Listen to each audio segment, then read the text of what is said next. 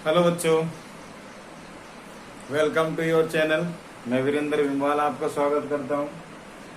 देखो बच्चों, हमारा चैप्टर छठा चल रहा है, जैसे तुम पता है, रासायनिक अभिक्रिया व उत्प्रेरक। और आज हम इसका पार्ट सेकंड लेके आए हैं।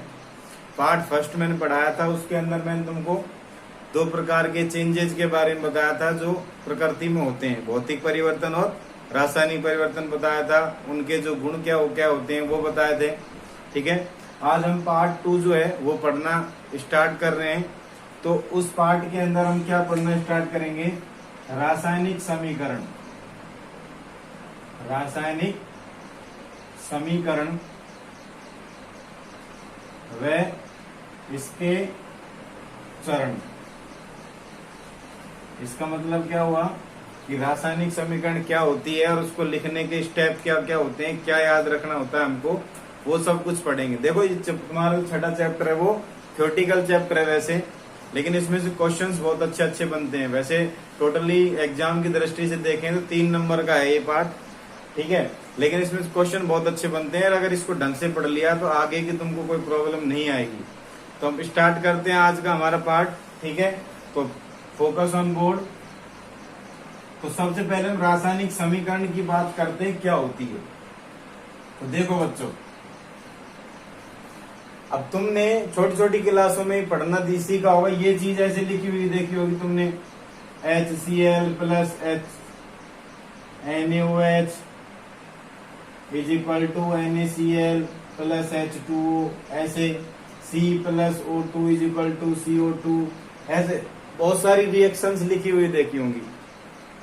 उनको बोलते हैं रासायनिक अभिक्रियाएं। अब समझो, जैसे मैंने लिखा C plus O2 is equal to CO2, ये जो मैंने लिखा है इस पूरी को हम बोलते हैं एक रासायनिक अभिक्रिया।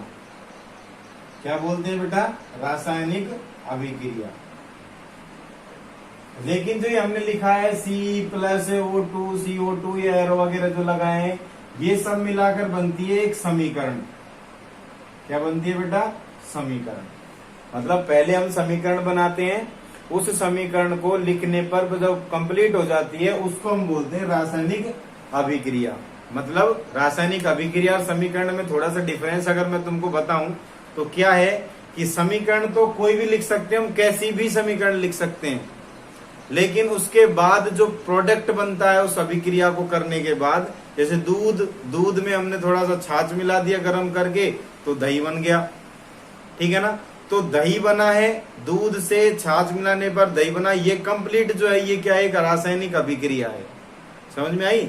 और उसको लिखने के जो व्यक्त किया है हमने, लिखकर उसको दर्शाया, वो है एक समीकरण। अब हमसे किसी ने बोला ये किसकी रिएक्शन है? ये है कोयले का दहन। कोयले का दहन मतलब कोयले को जलाने की अभिक्रिया लिखनी है हमको। अब ये लिखा है, ये अभिक्रिया। अब इसको जो हमने लिखा है, किस किस तरह से इसको लिखना है, वो है इसकी क्या? समीकरण। समझ में आई? अब इसकी परिभाषा में यदि बात करूं रासायनिक समीकरण की, तो रासायनिक समीकरण में की परिभाषा क्या है? रासायनिक समीकरण की परिभाषा है, अब जैसे तुमको पता है कि भाई कोयले का जो दहन है,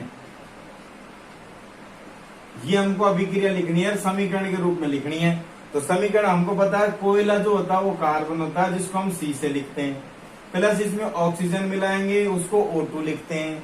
फिर हम इसको गर्म भी करेंगे तो यहाँ दहन लिखेंगे, और फिर लास्ट में CO2 कार्बन डाइऑक्साइड बनती है, उसकी रिएक्शन, उसकी जो सूत्र होता है वो ये होता है।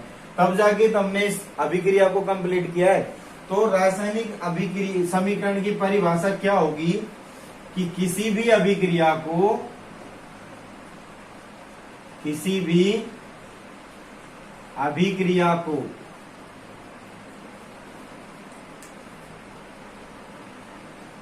या किसी भी अभिक्रिया में भाग लेने वाले पदार्थों को उसके अणुसूत्र, प्रतीक में व्यक्त करना रासायनिक समीकरण कहलाता है।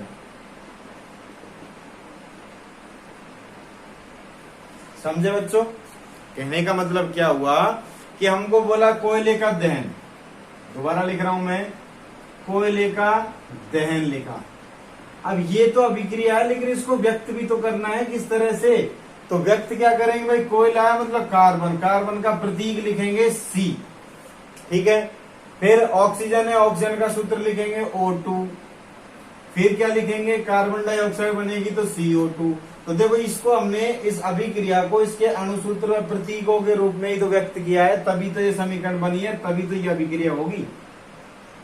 अभिक्रिया होती है जो बोल देते हैं जैसे दूध से दही बन गया, अभिक्रिया है, लेकिन उसको जब हम व्यक्त करेंगे, किस प्रकार से उसको व्यक्त करेंगे, वो होती है समीकरण। मेरे ख्याल से थोड़ा समझ में आया होगा तुमको। तो देखो आगे, तो ये हो गई हमारी रासायनिक समीकरण की परिभाषा। अब देखो कुछ परिभाषाएं और हैं, थोड़ी छोटी सी, वैसे पूरा चैप्टर थ्योरेटिकल है लेकिन समझाऊंगा मैं। एक अभिकारक शब्द आता है, अभिकारक बोलते हैं इसको, क्रियाकारक भी बोलते हैं, और इंग्लिश में इसको बोला जाता है रिएजेंट। क्या बोलते हैं बेटा, रिएजेंट। रिएजेंट क्या होता है, या फिर रिएक्टेंट बोला जाता है।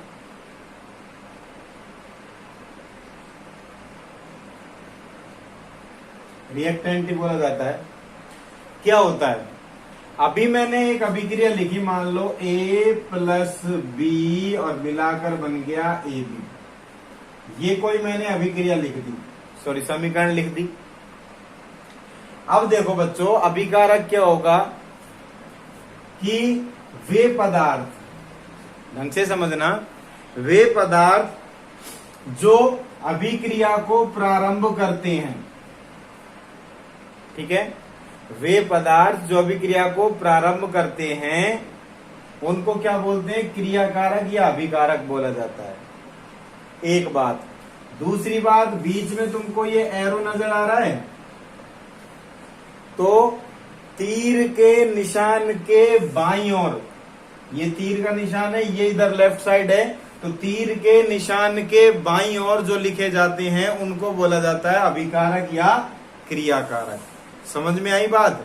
तो तीर के निशान के बाईं ओर लिखे जाते हैं उनको अभिकारक या क्रियाकारक कहते हैं। या फिर हम क्या बोल सकते हैं कि वे पदार्थ जो अभिक्रिया को स्टार्ट करते हैं, अब स्टार्ट कहां से हुई है बेटा, इधर से ही तो हुई है, A+B से, तो उनको बोला जाता है अभिकारक या क्रियाकारक। क्लियर हुई बात? अब एक और आता है उत्पाद या क्रियाफल, और इंग्लिश में जिसको बोला जाता है प्रोडक्ट। क्या बोला जाता है बेटा, प्रोडक्ट। प्रोडक्ट क्या होता है, जस्ट इसकी अपोजिट परिभाषा, ऐसे पदार्थ जो अभिक्रिया को समाप्त करते हैं, मतलब जहां पर हमारी अभिक्रिया समाप्त हुई है उनको बोला जाता है उत्पाद। दूध तो था ही, उसमें छाछ डालने पर लास्ट उत्पाद क्या बना, हमारा दही बना है ना, तो दही तो हो गया उत्पाद, और दूध क्या हो गया, क्रियाकारक। समझ में आई? तो उत्पाद क्या होंगे, ऐसे पदार्थ जो अभिक्रिया को खत्म करते हैं, जैसे AB बना लास्ट में, तो ये किसका काम करेगा बेटा, उत्पाद का, और ये किसका काम करेगा, क्रियाकारक का। इसको दूसरी भाषा में क्रियाफल भी बोल सकते हैं, प्रोडक्ट भी बोल सकते हैं इंग्लिश में। समझ में आई? अच्छा, दूसरी परिभाषा क्या पढ़ेंगे इसकी, कि वे पदार्थ जो तीर के निशान के दाईं तरफ लिखे जाते हैं उनको क्या बोलते हैं, उत्पाद बोला जाता है। समझ में आई? तो left side of the arrow is reactant and right side of the arrow is called product. Exact clear? आप देखो, ये हो गई दो परिभाषाएं। एक और होती है आगे जिसके बारे में हम फुल डिटेल्स पढ़ेंगे, उत्प्रेरक। उत्प्रेरक में थोड़ा सा बता देता हूं अभी, उत्प्रेरक क्या होते हैं, इसको कैटलिस्ट बोला जाता है इंग्लिश में। कैटलिस्ट क्या होता है, जैसे दूध था और दही बन गया, तो दूध दही किसकी वजह से बना है, वह पदार्थ जो अभिकारक को उत्पाद में बदलने के लिए रेस्पॉन्सिबल होता है, जिम्मेदार हो, जिसकी वजह से ये इस चीज से ये बना है, उसको बोलते हैं हम उत्पाद। जैसे इसमें क्या लिखेंगे हम, छाछ। दूध में छाछ मिलाएंगे तब जाके तो क्या बनेगा, दही बनेगा। तो ये जो छाछ है ये किसका काम करेगी, उत्प्रेरक का। अब इसमें तीनों चीज देख लो, दूध तो हो गया हमारा क्रियाकारक, छाछ हो गई हमारी उत्प्रेरक, और दही जो बन गया वो बन गया हमारा उत्पाद। समझ में आई बात, तीनों परिभाषाएं क्लियर हो गई है मेरे हिसाब से। अब देखो, अब रासायनिक अभिक्रिया हम लिखते तो हैं, लिख दिया C+O2 = CO2, कोई भी भुतेरी है, बहुत सारी हैं। इनको लिखते कैसे हैं, इनके लिखने के भी कुछ नियम होते हैं, स्टेप होते हैं। ठीक है, क्या क्या नियम होते हैं, क्या क्या स्टेप होते हैं, वो मैं तुमको समझा देता हूं। तो हम लिखेंगे इसके नियम या इसके स्टेप या इसके चरण, कुछ भी बोल सकते हो।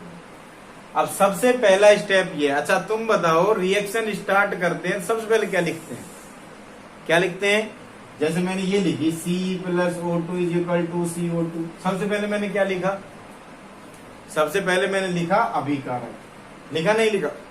तो रासायनिक अभिक्रिया को लिखते पहले सबसे पहले लिखते हैं अभिकारक, लिखा जाता है। अभिकारक लिखने के बाद क्या लगाते हैं बेटा, एरो लगाते हैं, और एरो लगाने के बाद क्या लिखा जाता है, उत्पाद लिखा जाता है। यही तीन बात होती है ना, A+B ये अभिकारक, ये एरो, और AB ये बन गया उत्पाद। समझ में आई। तो नियम क्या है, पहला कि सबसे पहले अभिकारक लिखा जाता है, फिर तीर का निशान लगाया जाता है, उसके बाद में उत्पाद लिखा जाता है। सेकंड स्टेप क्या है बेटा, सेकंड स्टेप हमारा होता है, यदि अभिकारक या उत्पाद की संख्या 2 या 2 से अधिक है, अभिकारक 2 हैं या 2 से ज्यादा हैं, तो उनके बीच में प्लस का चिन्ह लगाया जाता है, धन का चिन्ह लगाया जाता है, जोड़ का निशान लगाया जाता है। अभी देख लो, A+B लगाया है, मतलब अभिकारक कितने हैं, 2 हैं, A और B, और लास्ट में उत्पाद कितना बन रहा है, केवल 1 बन रहा है। तो जब 2 या 2 से अधिक अभिकारक हैं या उत्पाद हैं, तो उनके बीच में प्लस का निशान लगाया जाता है। ये सेकंड नियम हो गया इसका। ठीक है बेटा। उसके बाद में तीसरी स्टेप क्या होती है कि भाई हमारे बाप दादा का तो कुछ है नहीं, हम तो कुछ ले जाएंगे। रिएक्शन जो होती है, जितना कोई पदार्थ अभिकारक में है उतना ही उत्पाद में होना चाहिए भैया, घटना बढ़ना नहीं चाहिए। क्योंकि रिएक्शन में जो अभिकारक भाग लेते हैं, जो पदार्थ भाग लेते हैं, वो द्रव्यमान संरक्षण के नियम का पालन करते हैं। द्रव्यमान संरक्षण का नियम क्या है, तराजू वाला सिस्टम है भैया। तराजू के इधर जितना है उधर भी उतना ही होना चाहिए। रिएक्शन जितने पदार्थों ने स्टार्ट किए, उत्पाद में भी उतने होने चाहिए और अभिकारक में भी उतने होने चाहिए। कैसे, ये समझो। जैसे मैंने लिखी C+ दिख नहीं रहा होगा, इंक और गई इनमें यार, C+O2 लिखा, इधर मैंने लिखा CO2। अब देखो, इधर कार्बन 1 है, इधर भी 1 ही है, इधर ऑक्सीजन 2 है, इधर भी 2 है, तो भैया बराबर है दोनों तरफ। तो ये रिएक्शन क्या है, बैलेंस है। नवी क्लास में आई थी चौथे चैप्टर में, रिएक्शन बैलेंस करना। थोड़ा सा इसमें बता दूंगा नियम, वैसे तुम्हारे आएगा तो है नहीं रिएक्शन बैलेंस करना, फिर भी बता दूंगा थोड़ा सा। तो रिएक्शन बैलेंस करने का मतलब जितनी अमाउंट इधर है पदार्थों का, उतना ही अमाउंट इधर होना चाहिए। तो तीसरा स्टेप है कि पदार्थ जो है वो द्रव्यमान संरक्षण के अभिक्रिया में भाग लेने वाले जो पदार्थ हैं वो द्रव्यमान संरक्षण नियम का पालन करते हैं, और जितने पदार्थ अभिकारक में है उतने ही पदार्थ किस में होने चाहिए, उत्पाद में होने चाहिए। ठीक है, तीसरा स्टेप हो गया। वैसे कोई दिक्कत नहीं, रटने की जरूरत नहीं, समझने की जरूरत है। मैं तुमको नोट्स जब सेंड करूंगा तो नोट्स भी देखना साइड में लिख के, और वीडियो साथ साथ देखते चलना, समझ में आ जाएगा। ठीक है। उसके बाद में चौथा स्टेप क्या होता है बेटा,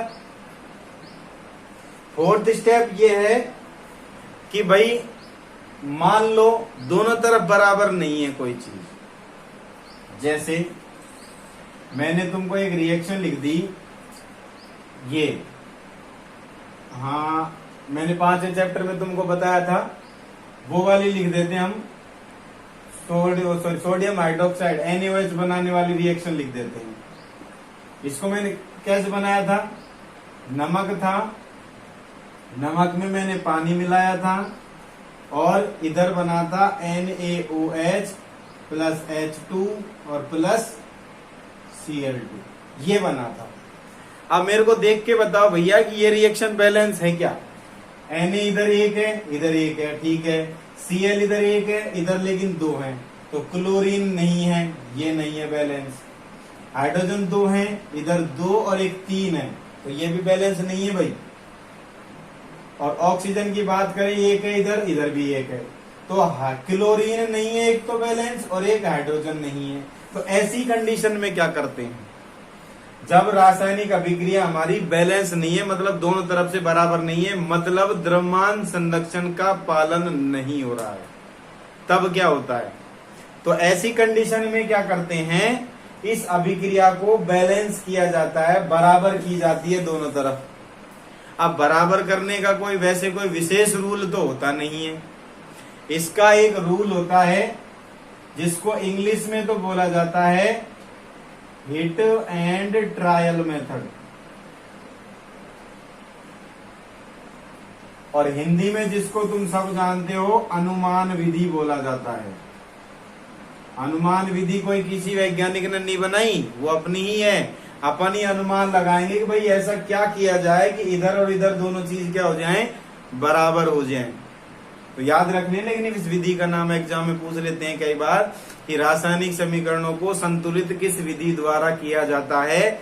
इंग्लिश में बोला जाता है हिट एंड ट्रायल मेथड, और हिंदी में बोला जाता है अनुमान विधि। तो अब देखो,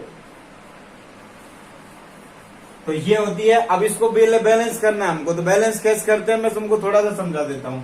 अब मैंने दोनों तरफ लिख लिया, Na इधर कितना है, एक, Cl कितना है, एक, हाइड्रोजन कितना है, दो, और ऑक्सीजन कितना है, एक। इधर भी लिख लिया मैंने, Na कितना है, एक, Cl कितना है, दो, हाइड्रोजन कितना है, तीन, और ऑक्सीजन कितना है, एक।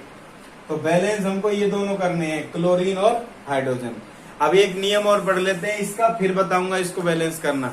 नियम ये है, यदि हमारी अभिक्रिया बैलेंस नहीं है तो क्या करते हैं, सबसे पहले हाइड्रोजन और ऑक्सीजन को छोड़ना है, उससे पहले जो बैलेंस नहीं है उनको बैलेंस करना है।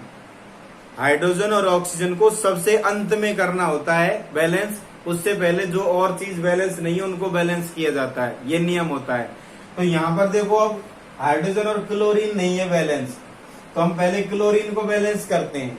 मतलब क्लोरीन मेरे को इधर दो करनी है ना, तो इधर दो करने के लिए मैं क्या करूं, इसको दो से गुणा कर सकता हूं ना, NaCl को मैं दो से गुणा कर दूं तो क्लोरीन दो हो जाएंगे।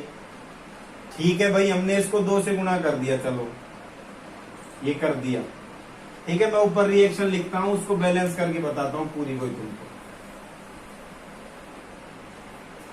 मैंने लिखी, ये मार्कर और नहीं कर, NaCl plus H2O is equal to NaOH plus H2 plus Cl2।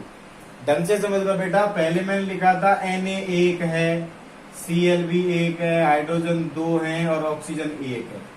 इधर Na एक है, Cl दो हैं, हाइड्रोजन तीन है और ऑक्सीजन एक है।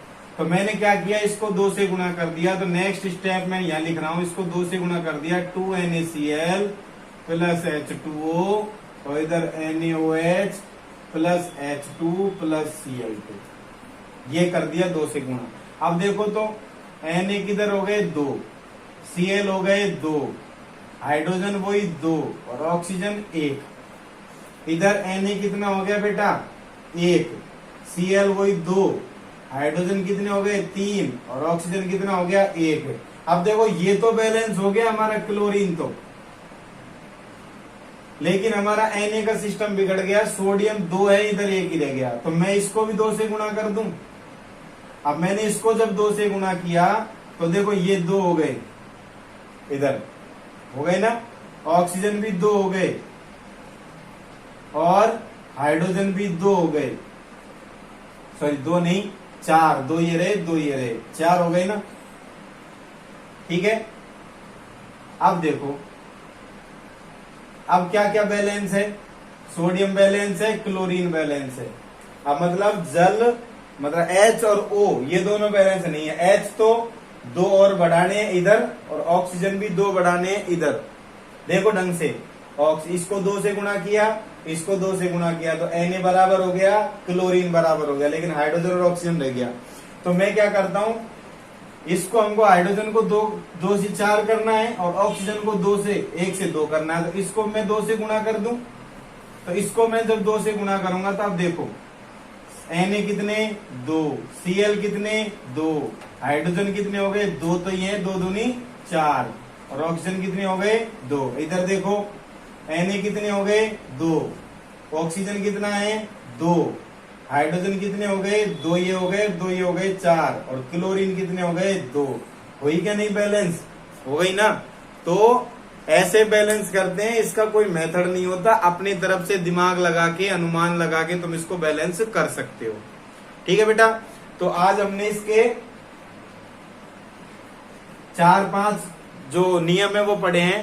पूरा तो होगा नहीं, वीडियो काफी लंबी हो जाएगी, तो मैं दोबारा से एक बार रिपीट कर देता हूं। पहला रूल तो क्या था, पहला रूल था सबसे पहला अभिकारक लिखा जाता है, फिर उसके बाद में तीर का निशान लगा जाता है, फिर उत्पाद लिखा जाता है। दूसरा रूल क्या बताया था मैंने, दूसरा रूल बताया था अभिकारक और उत्पाद की संख्या 2 या 2 से ज्यादा है तो उसमें क्या होगा, प्लस का चिन्ह लगाया जाएगा। तीसरी बात मैंने बताई थी कि द्रव्यमान संरक्षण के नियम का पालन करते हैं, मतलब यदि दोनों तरफ बराबर नहीं है पदार्थ तो उनको क्या किया जाता है, बराबर किया जाता है। बराबर करने के लिए कौन सा मेथड यूज में लिया जाता है, बराबर करने के लिए एक हिट एंड ट्रायल मेथड जिसको अनुमान विधि बोलते हैं उसको यूज में लिया जाता है रिएक्शन को बैलेंस करने के लिए।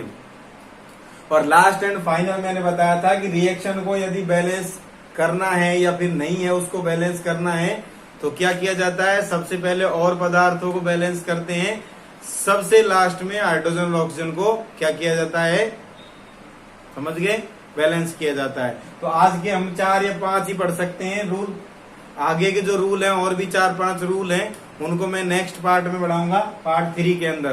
तो देखते रहिए और बेटा ध्यान से इसको थोड़ा अच्छे से देखना है, इसके नियमों को देखो। एग्जाम की दृष्टि से यदि तुम इसको देखोगे तो 0 नंबर है, क्योंकि एग्जाम में इसमें से कुछ नहीं आता है, लेकिन यदि समझने के हिसाब से इसको देखोगे तो बहुत अच्छी चीज है और आगे नेक्स्ट क्लासों में तुमको काम आएगी। जब भी आगे रिएक्शन लिखो, बेस है ये तो। अब यदि तुम ABCD नहीं सीखोगे तो आगे कैसे करोगे, अब ABCD जानते हो तभी तो इंग्लिश पढ़ रहे हो, ठीक है ना, प्लस माइनस जानते हो तभी तो इतने बड़े बड़े सवाल कर सकते हो। तो ये बेस है बेटा, इसको अगर नहीं ध्यान दिया तो आगे तुमको कुछ समझ में आने वाला नहीं है, ठीक है ना। एग्जाम में नहीं पूछते ये स्टेप, लेकिन फिर भी समझना जरूरी है, छोटी छोटी चीज ये बेसिक है, ठीक है। तो आज 5 स्टेप पढ़ लिए, आगे और स्टेप है इसके 8-10 स्टेप हैं टोटल, तो उनको पढ़ेंगे। तो इसको देखिए, समझिए और आराम से रहिए। पार्ट 3 के अंदर मिलते हैं अपन, ठीक है। तब तक के लिए बाय बाय।